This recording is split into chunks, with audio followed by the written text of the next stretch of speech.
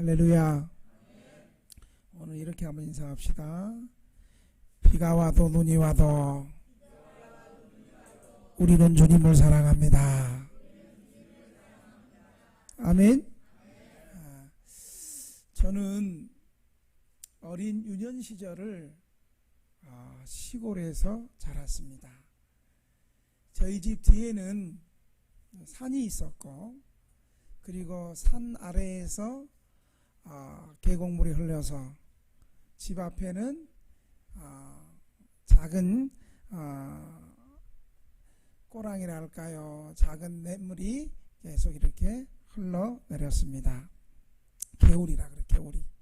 그리고 그 개울 위에는 우리 동네 사람들이 공동으로 떠먹는 공동 우물이 있었습니다. 그래서 그 우물에서 사람들이 우물을 떠서 먹기도 하고, 식수를 사용하고, 밥을 하고, 목욕도 하고, 그리고 그 앞에 이제 또 빨래도 하고, 그렇게 보냈습니다. 시골에는 대부분 개를 다 키웠습니다. 저희 집도 개를 키웠는데 큰 어떤 셋바트 같은 그런 큰 개는 아니고 한 중간 정도 되는 시커먼 강아지를 키웠습니다. 저희 집에는 텃밭이 있었고, 또 저희 집에 토끼를 키웠어요. 토끼를. 그래서 학교 갔다 오면 토끼 밥을 주기 위해서 이제 형들이랑 친구들이랑 또래 산으로 올라가서 토끼풀을 뜯고 총싸움도 하고 강아지도 데리고 다니고, 그렇게 재미있는 유년 시절을 보냈습니다. 지금 생각해 보니까 나는 자연이다 그 프로같이 그렇게 보냈던 것 같아요, 어린 시절에. 그런데 이 어린 시절에도 무서운 것이 하나 있었습니다. 뭐가 무서웠냐면 바로 사람이 죽어서 상여가 지나가는 겁니다. 지금은 여러분 장례식장에서 깨끗하게 그냥 깔끔하게 장례를 치르지만, 저희 어렸을 때는 사람이 죽으면 그 관을 짜고 상여를 만들고, 그 상여 위에 형형색색 여러 가지 색깔로 종이꽃을 만들고, 또 새끼줄을 꼬가지고 묶어서 맨 앞에서 상여꾼들이 선창하는 사람이 곡을 하면 상여를 메고 그 가족들과 친척들과 동네 사람들이 같이 장례 행렬을 하며, 또 가족들이 울고 친하게 지냈던 사람들 울면서 합창을 했습니다. 그때 상여꾼이 뭐라고 했냐면, 이제 가면 언제 오나. 그럼 뒤에서 어이 어이 어이 어이 북망상천 이렇게 했었어요. 그렇게 하면 그런 장례 행렬에 맞춰서 합창을 했어요. 근데 어린 시절에도 동네에서 뛰놀다가 장례가 나면 그 상여가 뭐 그렇게 무서운지, 그 상여를 보면 그냥 담벼락에 놀다가도 고개를 팍 숙이고 얼른 숨어서 집으로 불이 나게 뛰어나서 숨었습니다. 나이가 들어서서 역시 여전히 죽음은 여전히 무서운 세력입니다. 죽음은 이 세상에서 가장 슬프고 두려운 것이 죽음입니다. 죽음은 모든 사람들의 관계를 해체시킵니다.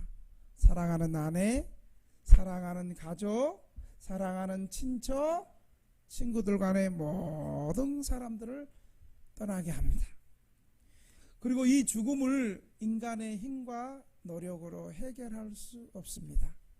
아무리 돈이 많고 아무리 사회에서 높은 지위를 가졌다 할지라도, 그리고 아무리 많이 배웠다 할지라도 이 죽음을 피할 수 없고 이길 수 없습니다.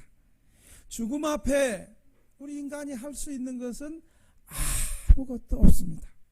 오늘 본문에서도 예수님께서 제자들과 함께 나인 성문으로 들어가는데 나인 성문 밖으로 나가는 상녀를 메고 나가는 장래 행렬과 마주치게 되었습니다. 생명의 구주 되시는 예수님은 나인성으로 들어가는 길이었고, 그리고 나인성에서 죽은 자를 장례를 치르기 위해서 상녀를 메고 나오는 장례 행렬이 예수님과 죽은 자들의 만나는 묘한 만남이 이루어졌습니다. 나인성의 과부의 아들을 살린 이 사건은, 첫째, 예수님은 이 과부의 아들을 불쌍히 여기시고 이적을 행하셨다는 것을 믿으시기 바랍니다. 아멘이 이렇게 적어가지고는 그 역사가 안 일어나죠. 우리 13절 한번 봅시다. 시작.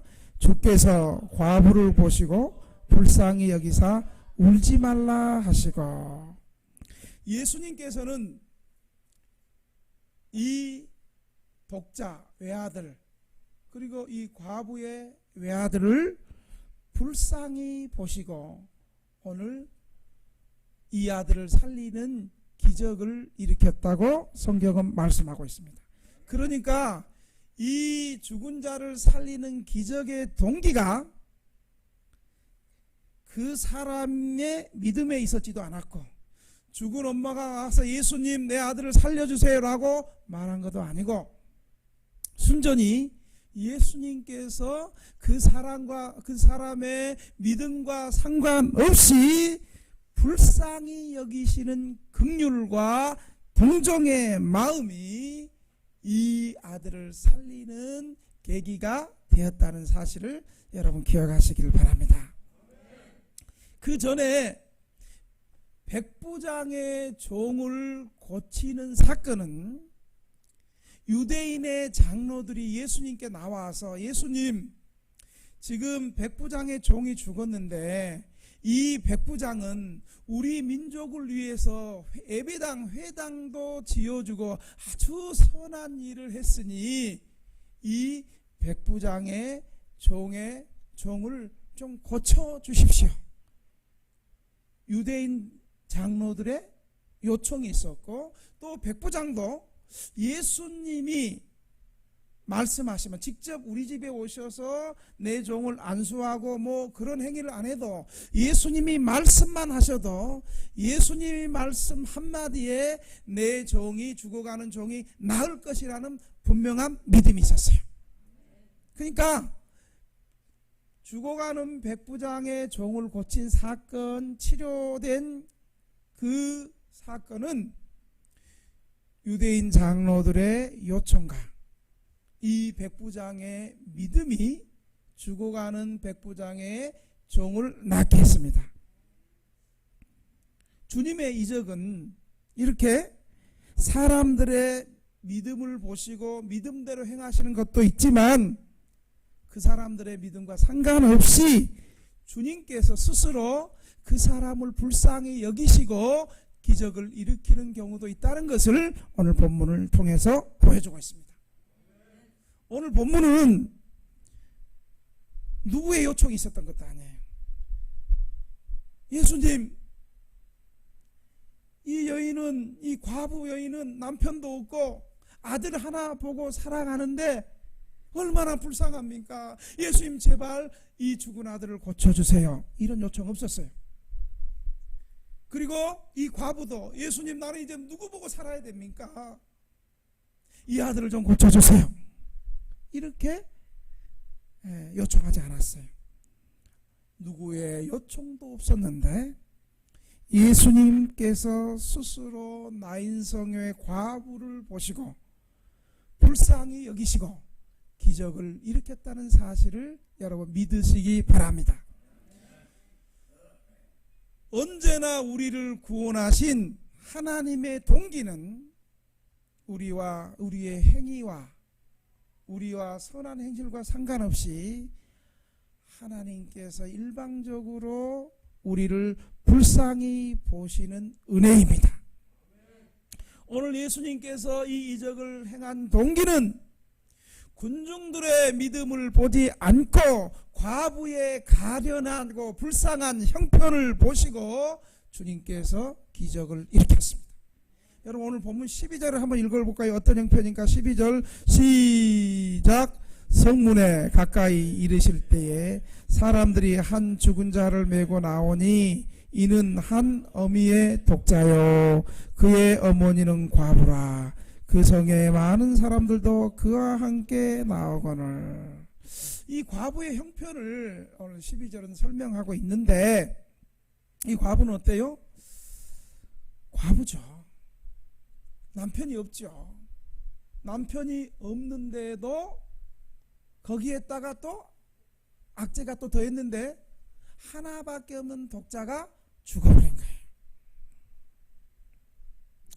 이미 남편을 잃은 것도 가정에서 경제적으로 아주 큰 손실인데 그의 하나밖에 없는 아들이 죽음은 이 여인에게, 과부 여인에게 영원히 돌이킬 수 없는 가난과 도탄과 절망에 빠지게 하는 비참한 죽음이요 사건이었습니다. 저희 큰딸도 우리 애들이 다 천국을 믿거든요. 그래서 어떻게 하다가 천국 얘기가 나왔어요. 그래서 아빠는 지금 죽어도 천국에 가니까 아빠는 좋다. 그랬더니 우리 큰딸이 몇 년 전에 뭐라 한 줄 아세요? 아빠는 천국 가서 좋은데 남아있는 우리가 힘들어지니까 아빠 벌 지금 죽으면 안 돼. 이 아이들도 아는 거예요. 응? 그 당시는 지금은 대학생이지만 그 당시는 고등학생이었을 건데 고등학생도 아는 거예요. 응? 아버지 먼저 가면 아버지 먼저 천국 가서 좋지만 남아있는 우리 세 자녀 엄마의 경제적인 생계와 살아갈 날이 캄캄한 거예요. 오늘 이 과부도 그렇습니다.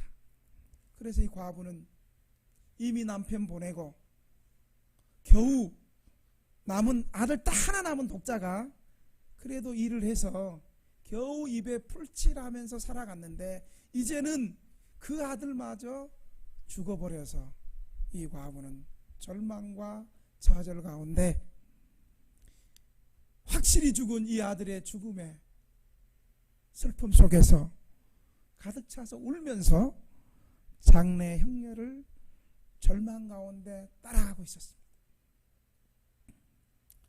그때 우리 예수님이 들어오셨습니다.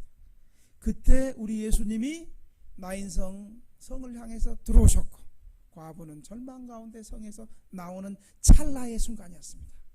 여러분 이 찰나의 순간이 굉장히 중요합니다.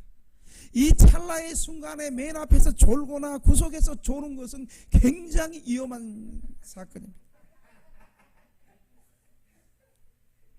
자, 이 찰나의 순간에 우리 예수님은 어떤 행동을 하셨나요? 우리 13절을 한번 다시 한번 보겠습니다. 13절 시작. 주께서 과부를 보시고 불쌍히 여기사 울지 말라 보시고.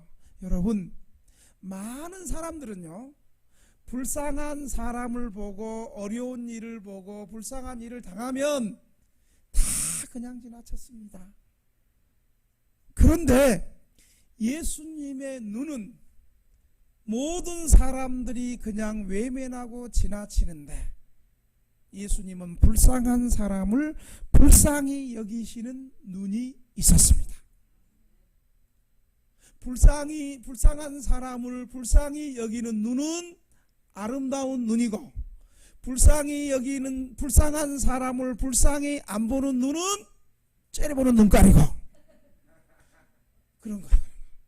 예배 시간에 은혜 못 받은 사람의 눈은 목사를 강사를 째려보는 눈깔이고 예배 시간에 은혜를 받고 말씀을 사모하는 눈빛은 은혜로운 눈이죠.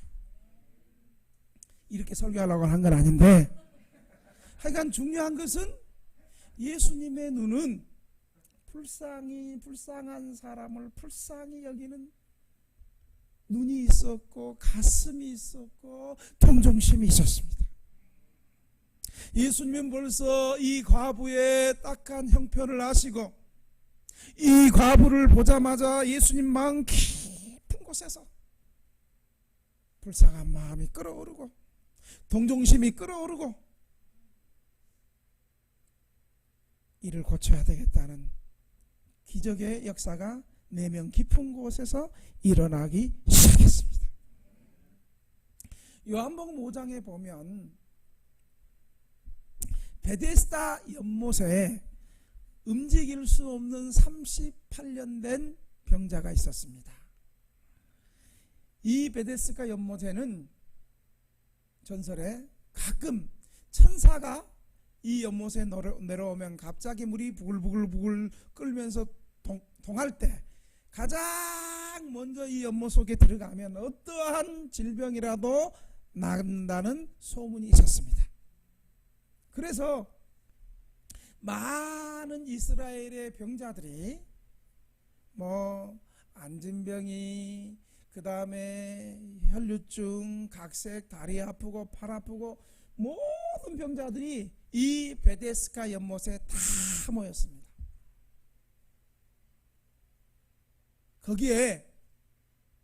거기에도 38년 된 중풍,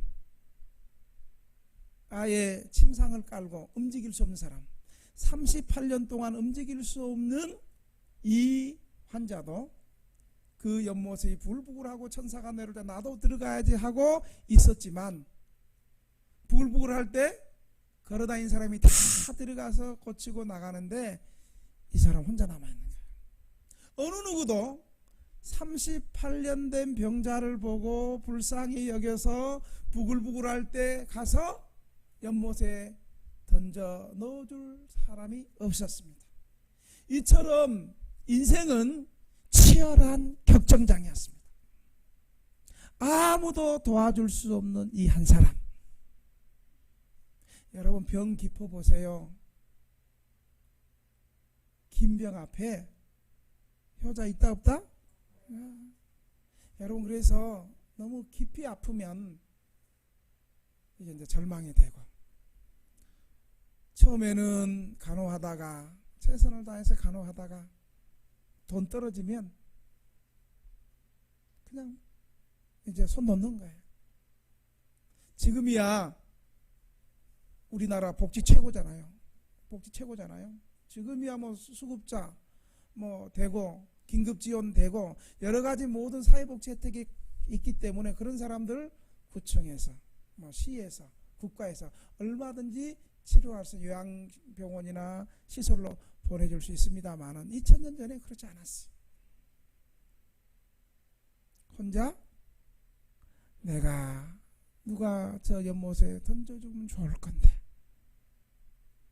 그 생각하기 전에 이미 내가 먼저 아파 죽겠는데 하면서 다 들어가는 거예요. 아무도 그를 불쌍히 여기고 넣어줄 사람이 없는 거예요. 그때 예수님께서 그를 불쌍히 여기시고 그 환자에게 찾아가셔서 네가 낫고자 하느냐? 주님 물으셨어요. 아무도 도와줄 수 없는 이 한 사람을 주님은 불쌍히 여기시고 직접 찾아가셔서 이 38년 된 환자에게 내 자리를 들고 걸어가라 선포하시고 고쳐주셨습니다. 우리 예수님은 세상 사람은 불쌍히 여기지 않고 그냥 지나가는 것만도 감사하죠. 이 나쁜 사람들은 구걸하는 사람들 돈통을 다 발로 차버리고 말이죠. 아니 안 주면 그냥 가지 왜 차? 그리고 더 나쁜 것들은 그것도 뺏어가요 또. 혹시 이 중에 그러신 분은 없죠? 더 나쁜 것들도 싸대기도 때리고 가. 아무도 도와줄 수 없는 이 사람을 주님은 불쌍히 보시고 기적을 베풀었습니다. 우리는 그리스도의 긍휼과 사랑이 얼마나 큰지를 알게 될 때에 주님이 인간을 위해서 필요한 일이라면 못하실 것이 없다는 사실을 여러분 믿으시기 바랍니다. 예수님은 남편이 일찍 죽고 마지막 하나 남은 아들마저 죽어서 어찌할 바 모르는 이 과부를 불쌍히 보시고 이 상녀가 나가는데 이 죽은 부정한 시체에 부정한 것에 주님께서 손을 대시고 이 아들을 살려주셨다는 사실을 믿으시기 바랍니다. 사랑하는 등대교회 성도 여러분, 누가 나의 형편을 알고 누가 내가 처한 문제와 여건을 알고 불쌍히 여기고 도와주겠습니까? 가족도 없고 이 땅에서 나를 불쌍히 여기며 도와줄 자는 아무도 없다고 늘 절망 가운데 나 혼자라고 외로워하며 낙심하고 살고 계시지는 않습니까? 오늘 이 시간에 예수님께서 저와 여러분의 형편과 아픔과 눈물을 아시고 우리를 불쌍히 여기시고 세상 사람들은 그냥 지나가고 모른다 할지라도 우리 예수님은 저와 여러분을 긍휼히 여기시고 불쌍히 여기시고 기적의 손길을 베푸시고 준비하고 계신다는 사실을 여러분 믿으시기 바랍니다. 둘째로 이 나인성 과부의 아들을 살린 사건은 예수님이 그를 불쌍히 여길 뿐만 아니라 예수님의 권위와 능력을 더하고 있습니다. 여러분 14절 한번 볼까요? 14절 한번 읽어봅시다. 14절 시작. 가까이 가서 그 관에 손을 대시니 맨 자들이 서는지라. 예수께서 이르시되 청년아 내가 내게 말하노니 일어나라 하시매. 15절 시작. 죽었던 자가 일어나 앉고 말도 하거늘 예수께서 그를 어머니에게 주시니. 오늘 본문에 예수님 이미 죽은 자예요. 죽은 자. 지난 시간에는 죽어가고 있는 백부장의 종을 고쳤는데 지금은 죽어가고 있는 것이 아니고 어떤 자? 이미 죽은 자. 죽어서 장례를 치르고 있는데 이미 죽은 자에게 예수님의 권세의 말씀이 청년아 내가 내게 말하노니 일어나라 이렇게 말씀했습니다. 그때 아멘을 이렇게 안 했다면 아마 기적이 안 일어났을 거예요. 다시 청년아 내가 내게 말하노니 일어나라. 등대교회 성도들아 절망 가운데 좌절 가운데 예수님이 말씀하시니 일어나라. 이렇게 해야 돼요. 여러분 예수님의 말씀은 절대적인 권세와 능력의 말씀을 보여주고 있습니다. 누가 이미 죽은 사람에게 말 한마디로 이미 죽은 자를 고칠 수 있는 사람이 이 세상에 누가 있겠습니까? 죽어가기 전에 좀 아주 유명하고 소문난 능한 의사가 침 한 번 줘서 좀 좋아지게 할 수 있지만 이미 죽은 사람을 말씀 한마디로 살릴 수 있는 분은 바로 예수님밖에 없음을 여러분 믿으시기 바랍니다. 예수님은 말씀 한마디로 죽은 자를 살릴 수 있는 창조주 하나님입니다. 빛이 있으라 하심에 그대로 이루어지는 천지를 창조하시는 예수님의 권세의 말씀이 오늘 죽은 청년을 향해서 청년아 내가 내게 말하노니 일어나라 그렇게 했더니 이 청년이 일어났습니다. 예수님이 말씀하시면 그대로 이루어진다는 사실을 믿으시기 바랍니다. 어느 누가 말씀 한마디로 죽은 자를 살릴 수 있겠습니까? 예수님께서 이 나인성 과부를 살리셨을 때 아마 나인성 지역에 있는 사람은 구약시대에 이 가까운 곳에서 죽은 자를 살렸던 선지자들의 치유의 기적이 생각이 났을 겁니다. 열왕기상 17장에 보면 엘리야 선지자가 사렙다 과부의 집에 기거하면서 사렙다 과부의 아들이 죽었어. 아니, 선지자가 주의 종이 그 집에 있으면 오히려 안 좋은 것도 좀 좋게 되고 없는 것도 있게 되고 적은 것도 풍성해지고 아멘 안 하는 것들 때문에 그런 게 안 일어난대. 응? 근데 오히려 선지자가 그 집에 거했는데 아들이 죽었어요. 얼마나 낙심이 됐겠어요.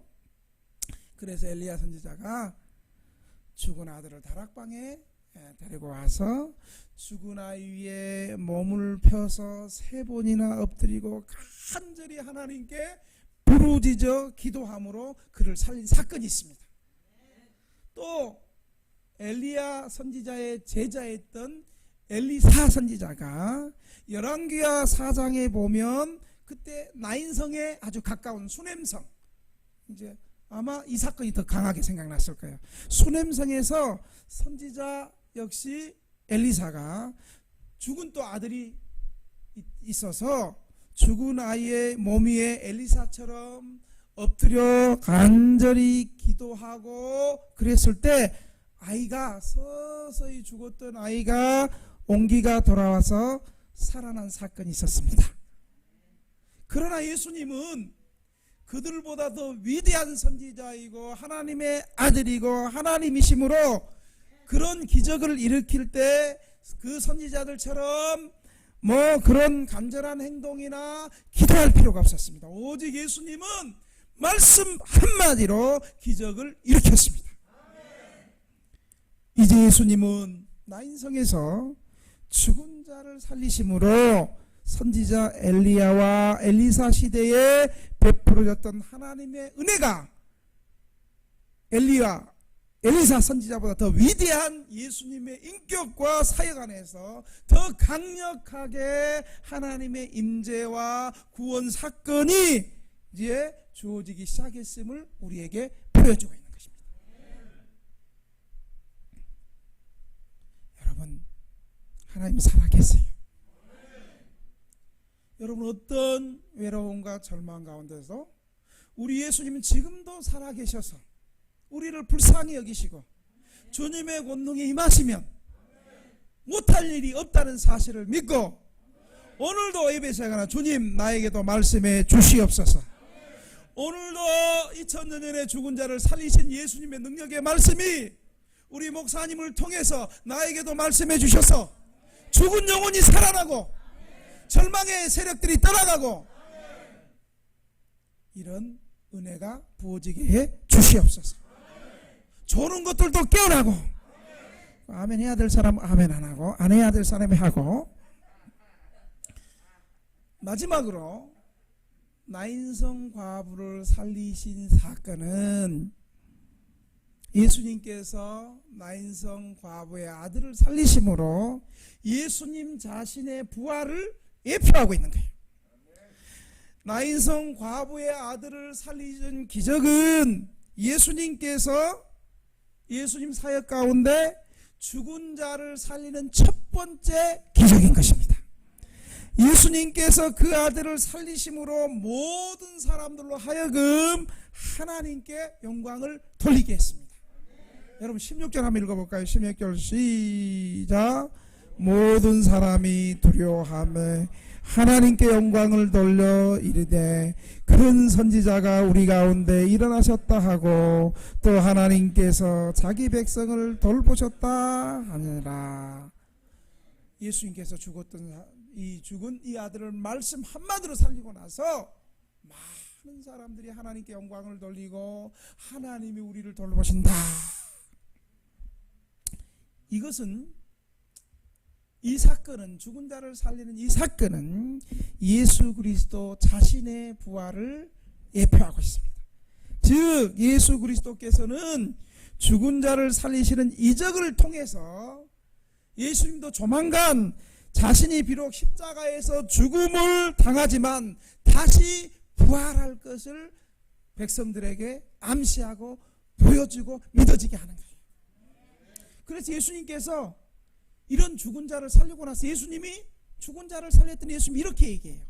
한번 따라합시다. 요한복음 11장 25절 한번 따라합시다. 나는 부활이요 생명이니 나를 믿는 자는 죽어도 살겠고 무릇 살아서 믿는 자는 영원히 살리라. 한 번만 더 합시다. 나는 부활이요 생명이니 나를 믿는 자는 죽어도 살겠고 무릇 살아서 믿는 자는 영원히 살리라. 아멘. 여러분 교회 왜 나와요? 교회 왜 나와요? 교회 뭐 예배 드리고 나면 밥 먹고 오늘 부탄가스를 나눠줄 건데 뭐 그래서 그것 때문에 나오지는 않잖아요. 예? 봐, 잠깐 천국 가려고 나 저거 중요해요. 여러분 천국은 예수 그리스도의 십자가 사건이 예수님께서 내 죄를 대신해서 십자가에 죽으심으로 내 죄가 용서하신 것이 믿어지고 3일 만에 주님께서 다시 죽은 자 가운데서 부활하신 부활 사건이 믿어져서 예수님의 죽으심이 나를 위한 죽으심이고 예수님의 부활하심이 나를 위한 부활하심으로 예수 믿는 사람들에게 영원한 천국이 있음을 믿는 신앙 고백이 오늘 주일날 주일 성수하는 거예요.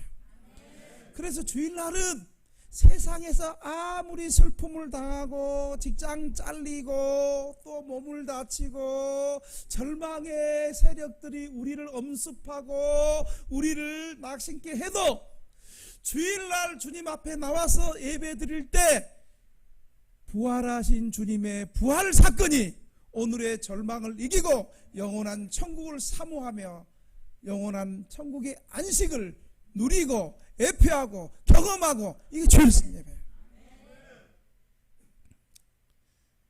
근데 여러분 불행하게도 어떤 영향력 있는 기관에서 어떤 갤럽에서 조사를 했어요. 조사를. 당신은 왜 교회 나오는가? 당신은 정말 천국과 지옥을 믿는가?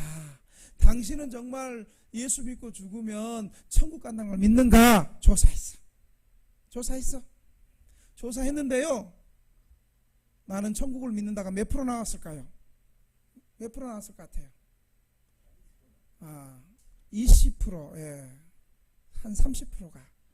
교회 나오는 사람의 30%는 진짜 천국 믿고 나머지 70%는 그냥 외로워서 나오고 교회 또 나오면 어때서 아는 사람도 좀 사귀고 외로우니까 사귀고 또 그 사람을 통해서 뭐 어떤 뭐 직장 같은 것도 연결되고 뭐 또 처녀 총각들은 또 교회에 만나서 또 결혼도 할 수 있고 나머지 이유는 신앙의 본질적인 것이 아니고 정말 부활을 믿고 천국을 믿는 기독교 신앙의 궁극적인 것은 30%밖에 안 되고 70%는 그냥 나간다는 거예요.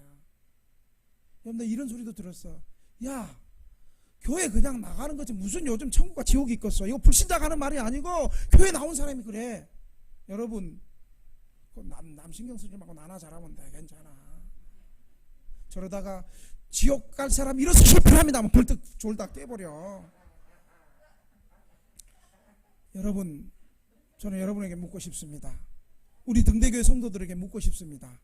여러분은 정말 예수 믿으면 천국이 있음을 믿습니까? 진짜 믿어도 돼요? 난 믿어요. 왜냐하면 최소한 우리가 이 코로나가 이 천국과 지옥을 믿게 하는 결정판이었어요. 코로나 때문에 물론 진짜 기저질환이 있어서 정말 그렇게 못 나오는 사람 소수 있습니다만은 이 코로나가 딱 되니까 진짜 천국 갈 신자와 지옥 갈 신자가 지옥 갈 신자는 아니지. 천국 갈 신자와 지옥 갈 것들이 진짜 구분이 딱 되는 거예요. 참 신자와 안 신자가 그동안은 이제 다 이 코로나로 이미 신앙이 다 결정이 났어.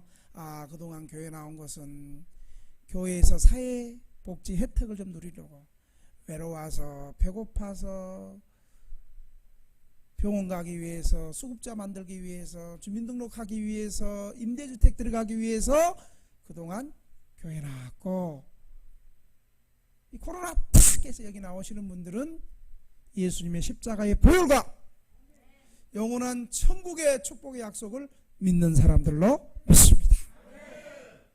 예수님은 말씀했습니다. 나는 부활이요 생명이니 나를 믿는 자는 죽어도 살겠고 무릇 살아서 믿는 자는 영원히 살리라. 그러므로 예수 그리스도 안에 있는 사람들은 죽음이 끝이 아니고 정말의 예수님과 같이 생명의 부활로 일어나는 기쁨을 맛보게 될 것입니다. 이처럼 우리도 예수님의 부활을 믿으면 예수님의 부활이 나의 부활이 되고 예수님이 주시는 부활의 축복을 그대로 다 받게 된다는 사실을 믿으시기 바랍니다. 마지막으로 이 부활의 축복이 뭡니까? 네 가지로 말할 수 있습니다. 첫째, 이 예수님의 부활의 축복은 예수님이 죄와 사망을 이기시고 부활하심으로 우리는 죄와 사단의 역사로부터 노임을 받았습니다. 이제 사탄이 더 이상 우리를 정죄할 수 없습니다. 우리는 예수님의 것이 되었고 하나님의 것이 되었고 예수님을 구주로 영접하는 동시에 눈에 보이지 않지만 우리가 영적으로 부활해서 예수님 보좌 우편에 함께 앉아있음을 믿으시기 바랍니다. 그 내 말이 아니고 에베소서에 말하고 있습니다. 둘째로 이 부활의 축복은 예수 믿는 우리에게 예수님의 생명이 우리 안에 들어와서 이 생명이 나눠졌습니다. 그래서 이 신앙이 중요한 거예요. 셋째는 예수님이 부활한 것처럼 우리 모두 부활한다 안 한다? 부활할 것이다. 그리고 마지막으로 예수님과 같이 우리 부활해서 부활의 영광에 참여하고 이 영광을 받게 될 것입니다. 주일날마다 특별히 비 오고 눈 오고 교회 가기 싫을 이때 이 부활의 역사에 참여하여 영원한 생명을 얻는 우리 성도들이 되시기를 주님의 이름으로 축원합니다. 이 부활의 역사가 있으니까 조만한 거 가지고 삐지고 싸우고 뭐 인연이 그러지 말고 좀 마음 크게 좀 달라면 좀 주고 응? 뭐 잘못했다면 무조건 용서해주고 먼저 좀 손 내밀고 먼저 좀 사랑하고 우리는 영원히 이 세상 오래 산다. 뭐 150년 150년 살아봐도 죽어. 아이 150년 90 넘어가고 이렇게 지팡이 사람도 오래 살면 뭐하겠어. 우리는 부활해서 영원히 신령한 몸으로 온전케 돼서 장애가 있던 사람들도 그때는 다 치료함을 받고 건강해져서 온전해져서 신령한 몸으로 100년 150년이 아니라 영원토록 천국에서 우리 하나님과 예수님과 성령님 안에서 영원한 생명의 기쁨이 있음을 믿으시기 바랍니다. 우리 오늘 이 받은 말씀을 생각하면서 한번 통성으로 한번 기도합시다. 주님, 나인성 과부의 아들을 불쌍히 여기시고 기적을 베푸신 예수님, 나도 불쌍히 여겨 주시옵소서. 내 형편과 내 문제를 주여 불쌍히 여겨 주시옵소서. 아직도 구원의 확신이 없는 나를 불쌍히 여겨 주시고 내 영혼 구원받게 해 주시옵소서. 두 번째로 예수님 말씀 한마디로 죽은 자를 살렸는데 주님, 나에게 해결해야 될 문제가 있습니다. 앞길이 막히고 믿음이 부족하고 아픈 곳이 있고 사람의 힘으로 될 수 없는 것을 주님의 능력으로 치유해 주시고 회복하여 주시옵소서. 주님, 무엇보다도 이 기적을 통해서 영원한 천국이 믿어지게 하여 주시고 천국 백성으로 믿음으로 살 수 있도록 주여 도와 주시옵소서. 주님 한번 모르고 3분 동안 통성으로 한번 기도합니다. 주여